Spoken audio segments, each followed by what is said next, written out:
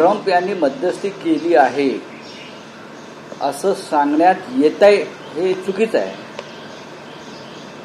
आपण जर व्हाईट हाऊसचं निवेदन बघाल, आपण जर ट्रम्प यांचं ट्विटर अकाउंट पाहाल, म्हणजे एक्स अकाउंट पाहाल, तर ट्रम्प यांच्या सूचनेवरूनच भारतानं युद्धबंदी स्वीकारली. डोनाल्ड ट्रम्पचा संबंध काय? आमची माणसं मेली आहेत, आमच्या 26 महिलांचा सिंदूर पुसलाय ना. मग ऑपरेशन सिंदूर पूर्ण झाल्याशिवाय ट्रम्प हे मध्यस्थी कोणत्या अधिकारात करताय? भारत हा एक सार्वभौम संप्रभू राष्ट्र आहे, सार्वभौम राष्ट्र आहे, स्वतंत्र राष्ट्र आहे, 140 कोटी लोकसंख्येचं राष्ट्र आहे, महान राष्ट्र आहे.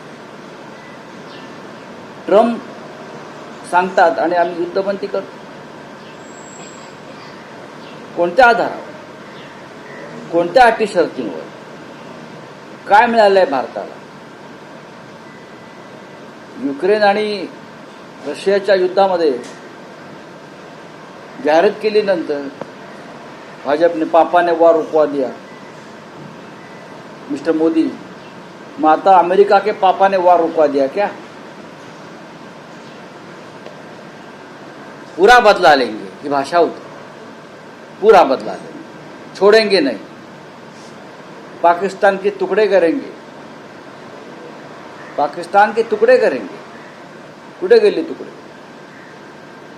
भारताची बेआबरू झालेली आहे जगामध्ये. आणि पाकिस्तान ठीक आहे, मूर्ख देश आहे.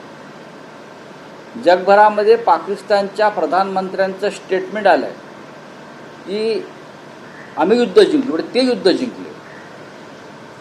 भारतासारख्या देशाला, देशाच्या प्रधानमंत्र्याला